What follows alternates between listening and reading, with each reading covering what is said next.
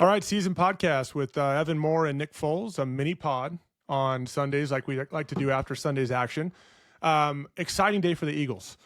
They avenged the loss from 2 weeks ago against the New York Giants, the division rival, 38-20.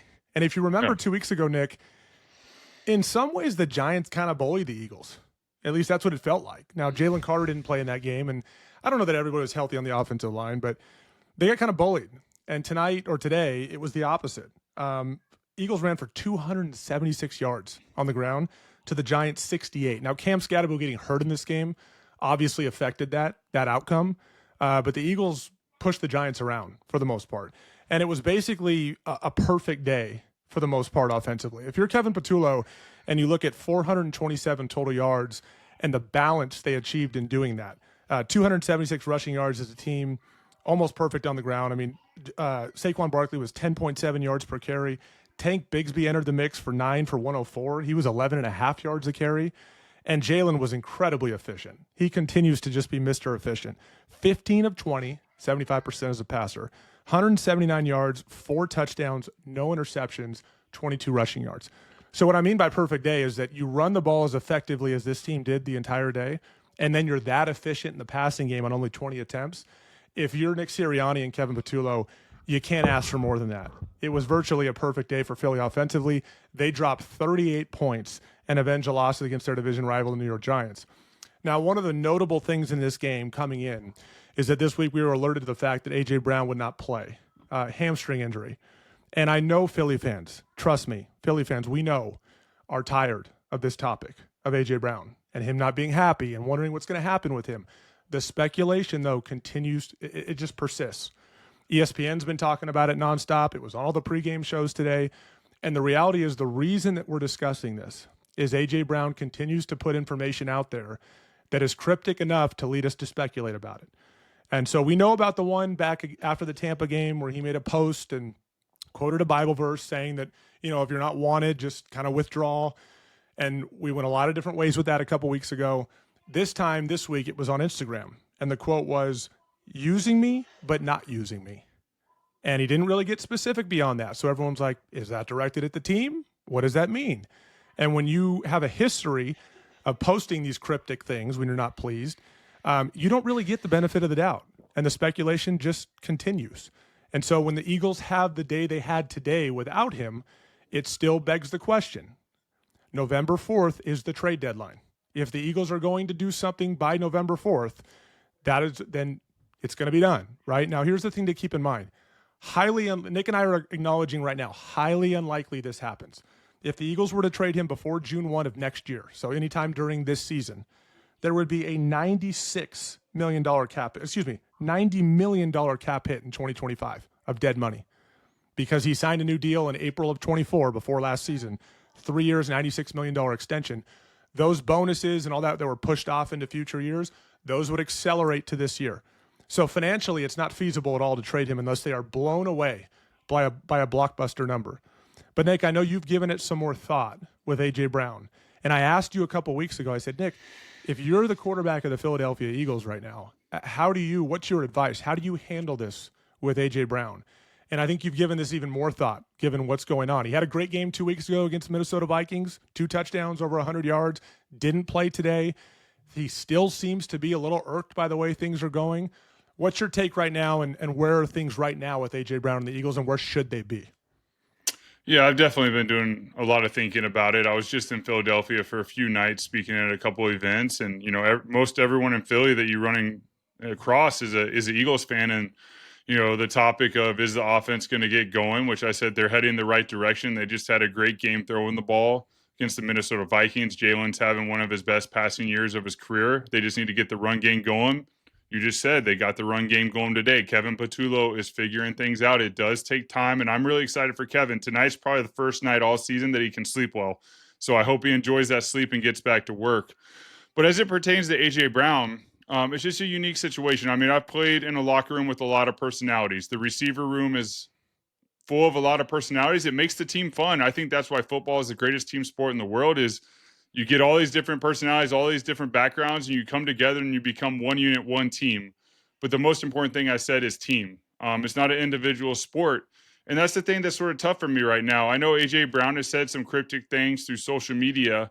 You're not on a bad team. You're not on a one-win Jets team. We'll talk about. We already lost our bet with the Jets going 0-17, but you know, you're on a team that you've had great success in Philadelphia.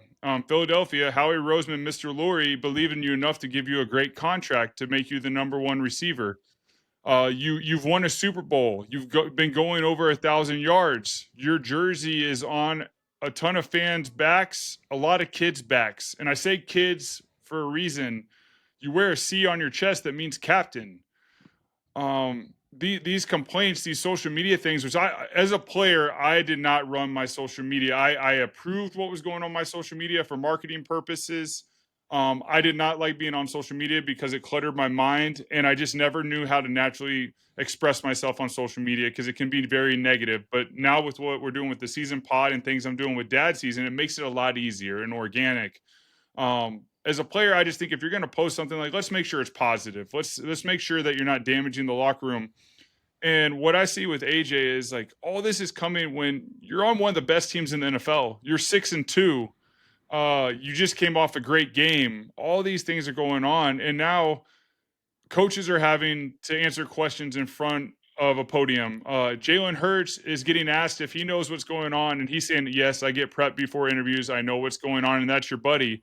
I don't know all the ins and outs of everything going on, but I do know Howie Roseman. Howie Roseman's one of the best GMs, if not the best GM in the NFL. He's very aggressive. If you do get traded, though he loves you and though you are a Super Bowl champ, he will not trade you to a team that is threatening the Philadelphia Eagles. Wow. You will be going to the Miami Dolphins. You will be going to maybe the Arizona Cardinals. The Jets. You will be going to the New York Jets. You will not be in the NFC East. He is not going to do that. Like, you're not going to see a Joe Flacco sort of trade. Like, you are an amazing player. You are one of the top receivers in the NFL. You are one of the Eagles fans' favorite players. And I will say this, as a player that is retired and not playing anymore, you could look back at your career, and I just, the only reason I say this is you're on a team that's one of the best in the NFL and has a really good chance at repeating. You're not going to look back. People bring up the 7-touchdown game to me. It's a great game. People bring up the 27-2, the Pro Bowl MVP. Those are really cool things.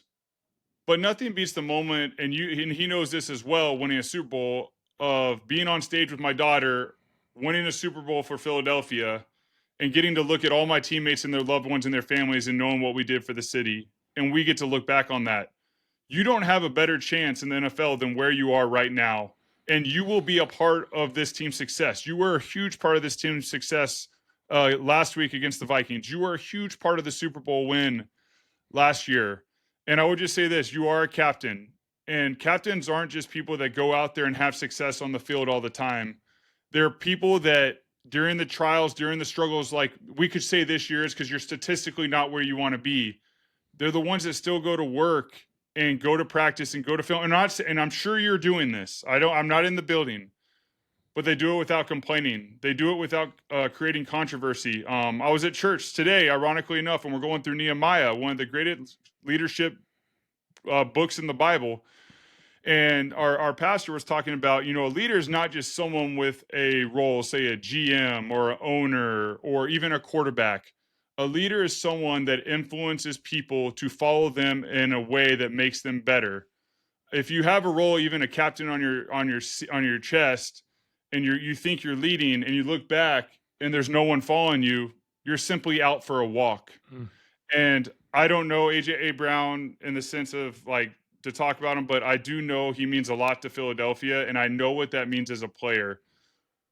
You are in such an amazing situation. You will look back at your career knowing you did something amazing in the city of Philadelphia, and it will mean the world to you. That fan base is all throughout this country, all throughout this world, and it means a lot to them. The kids are watching you, so how you handle yourself throughout this process, these kids see that.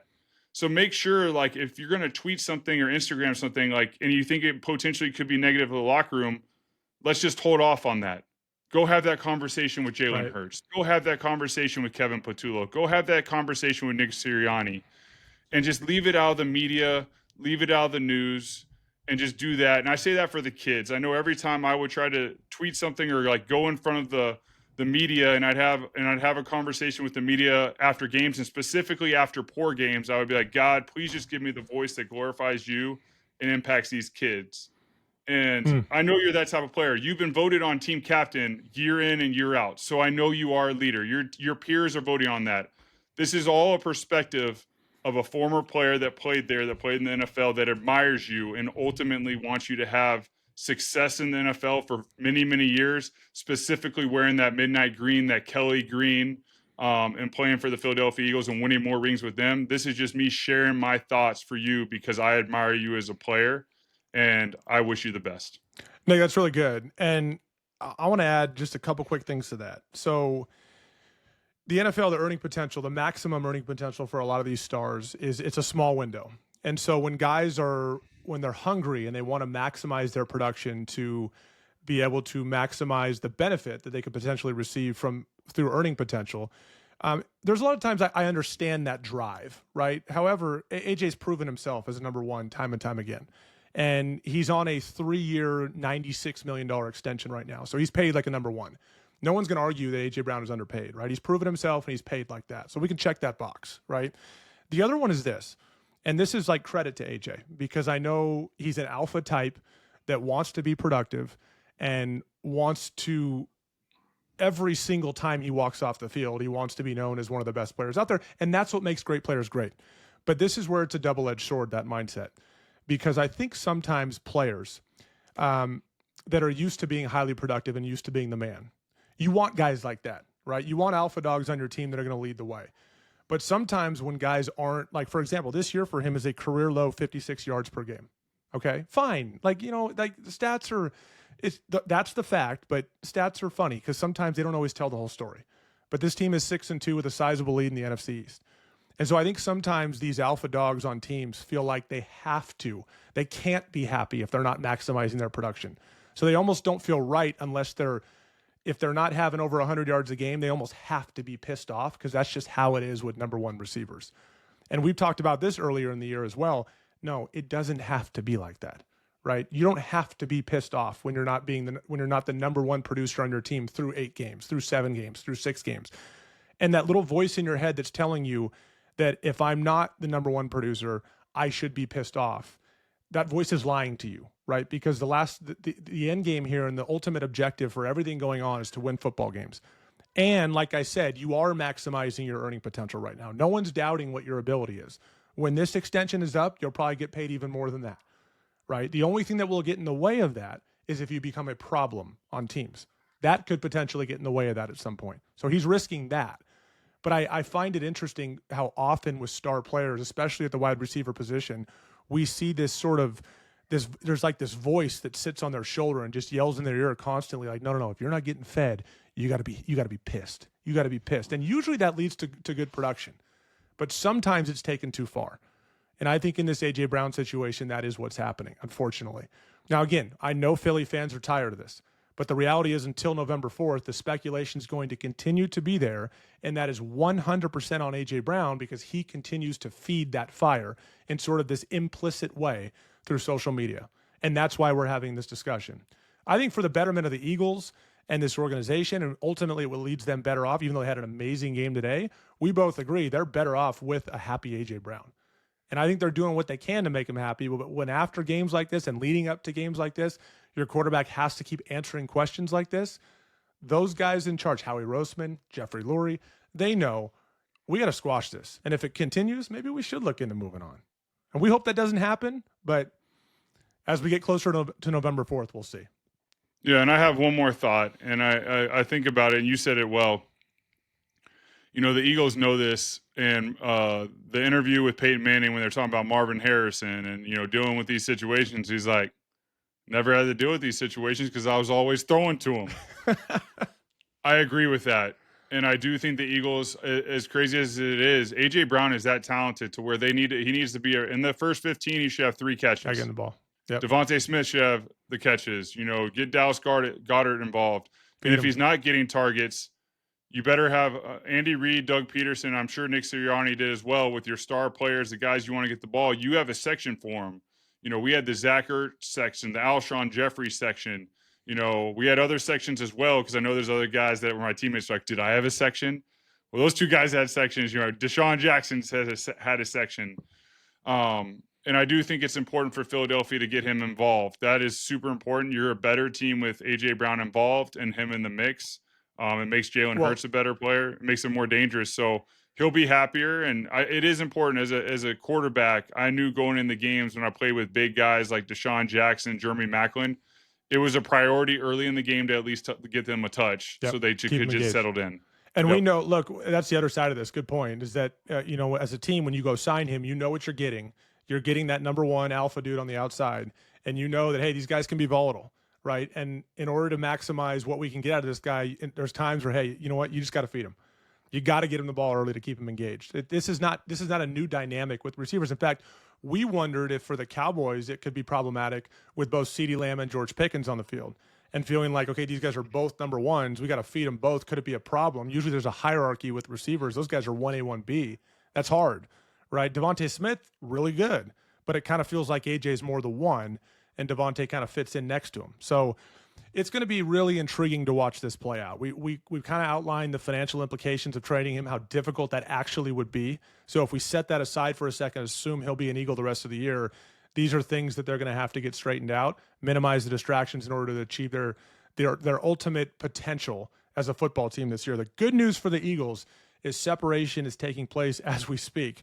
They are now 6-2 at the top of the NFC East. Cowboys are behind them now after losing today. 3-4-1 are the Cowboys. Washington at 3-4 with an injured Jaden Daniels, and the Giants are slipping fast at 2-6. So they have a commanding lead in their division. They're in a great spot. Yes, they have to keep answering these questions about distractions. How they handle it moving forward will ultimately dictate where this team goes and if they put another ring on their finger for this season. So should be fun to watch. This has been a mini pod for the season podcast. We appreciate you listening. Thank you.